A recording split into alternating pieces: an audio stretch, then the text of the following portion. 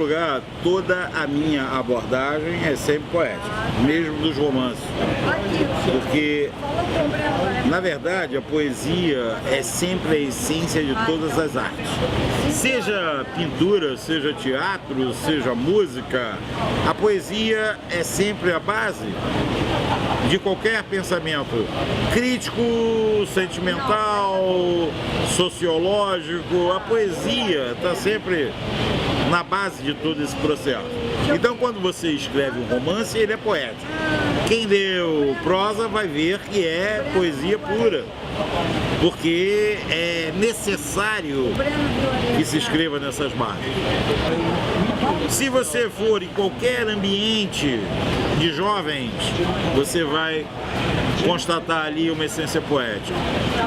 Você vai constatar ali um sentimento diferenciado. Você vai constatar ali um sentimento de indignação com a coisa pré-estabelecida, muito mais pela mídia do que outra coisa qualquer. A mídia não gosta da poesia, a mídia gosta do que vende, a mídia gosta do crime, a mídia gosta dos 10 corpos espalhados em algum lugar, a mídia gosta da polícia matando ou morrendo em algum lugar. Mas isso é a mídia, isso é a realidade, digamos assim, que está na imprensa. Mas a verdade é uma coisa diferente. Há uma diferença entre realidade e verdade. Realidade hoje é a coisa que é propagada e verdade é a coisa que está no coração das pessoas. E as pessoas, se você for discutir principalmente com a juventude, há muito poética no coração dos jovens. Há muita vontade de mudar, muito sentimento. E isso é o que caracteriza a vontade de ir além. Isso é a poesia. Na prática, isso é a poesia. Então ela está assim presente em todos os cantos. Eu não abro mão, nem nos meus romances, nem em ocasião nenhuma, de explorar a poesia, porque eu sou essencialmente um poeta. A própria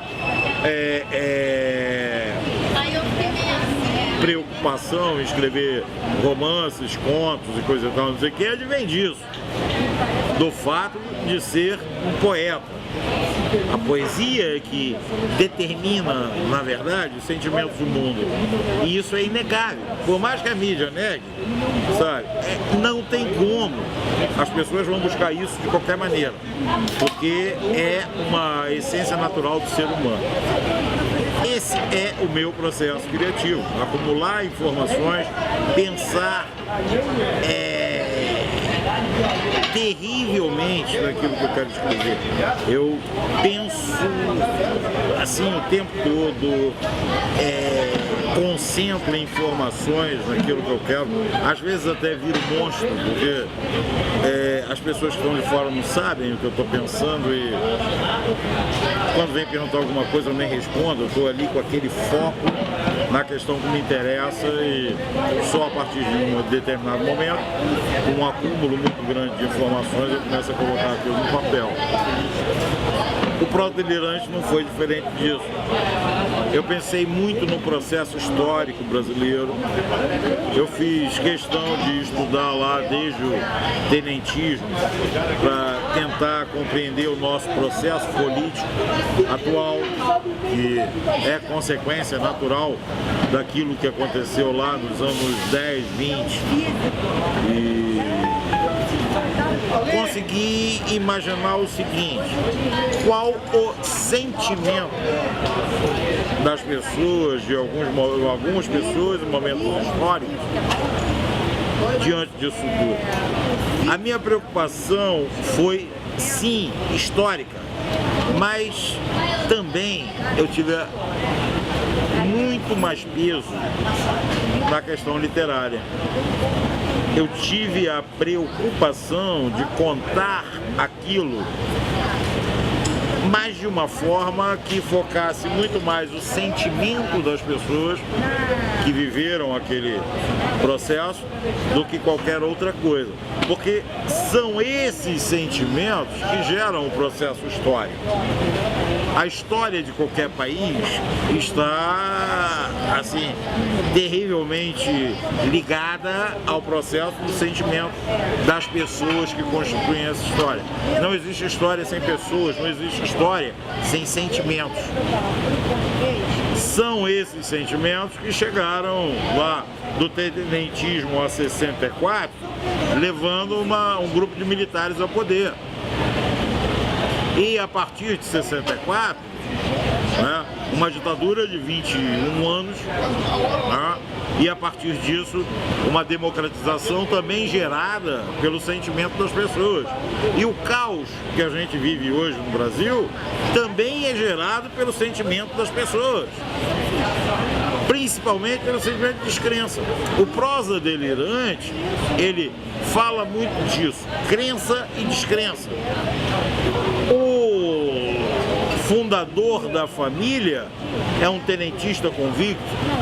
O pai do personagem principal é um getulista convicto. Ele, o personagem, é nada. Ele é um homem sem lastros.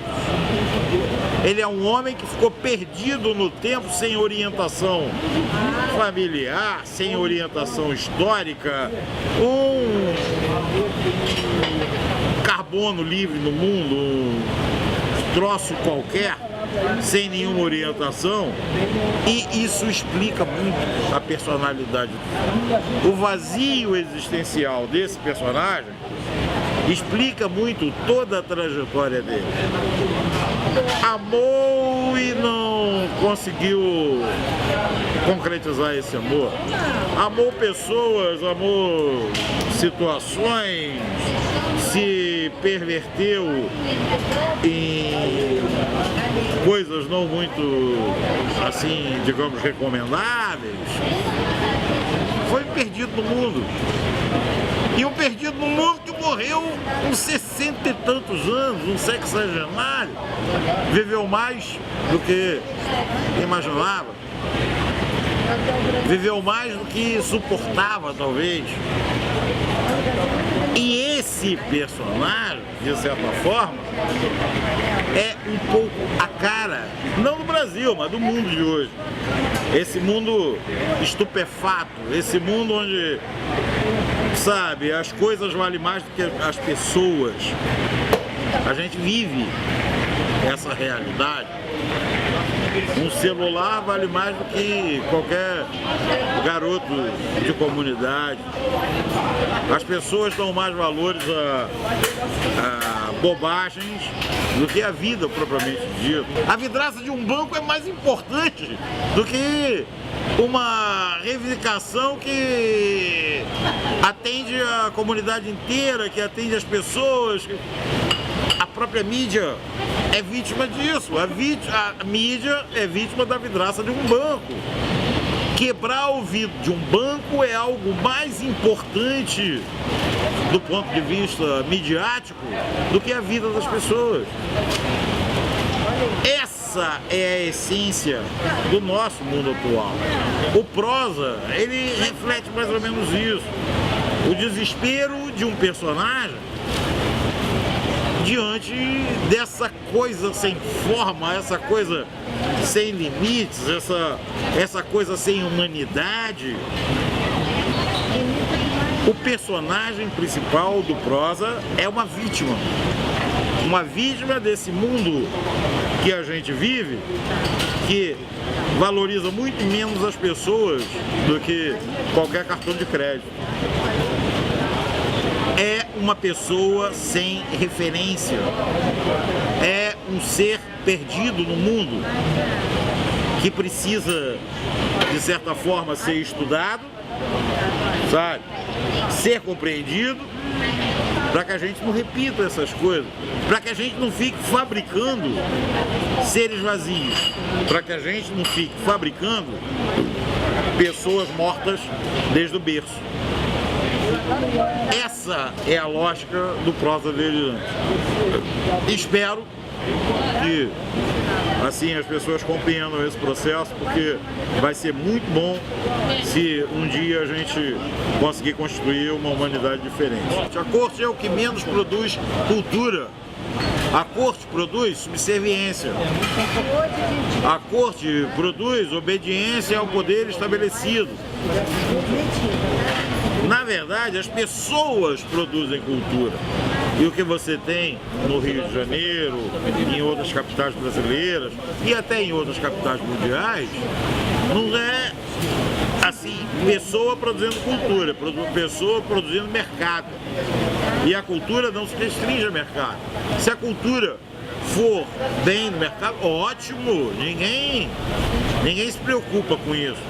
Mas a cultura não pode se converter nos valores de mercado. A cultura é o sentimento de um povo, seja ele qual for. A cultura é a produção do sentimento das pessoas. Se não for isso, não é cultura, é mero entretenimento. E o entretenimento acaba afogando a visão cultural, acaba sufocando a visão cultural. E isso acontece nos grandes centros naturalmente, que é onde estão as grandes indústrias. Então a gente precisa naturalmente recorrer a outros campos. Precisa recorrer às pessoas que estão fora desse nicho de mercado. Cultura não é só mercado, cultura é também mercado. Então precisa se registrar isso. Precisa ir lá buscar o sentimento de cada cidadão, onde estiver. Se você for no interior de Minas, você vai captar um sentimento. Se você for na Baixada, você vai captar um sentimento. Se você for no Nordeste, vai captar um sentimento. E é esse sentimento que forma a cultura brasileira. E a Baixada hoje tem uma posição privilegiada nesse sentido, porque é onde as pessoas estão pensando, sentindo e canalizando suas forças para várias formas de arte.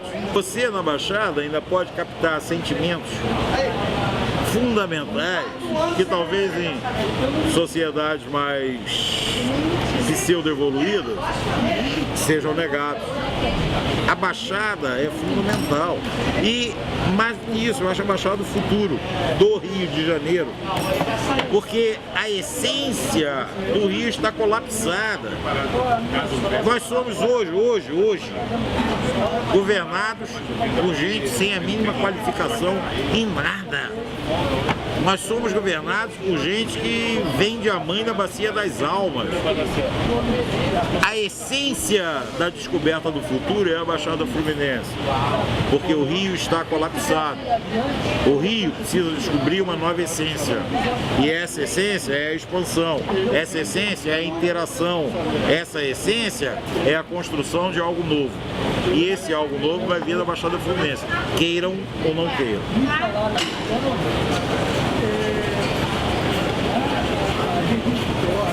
Um escritor, um poeta da Baixada Fluminense, de Duque de Caxias, e repito, me orgulho muito disso.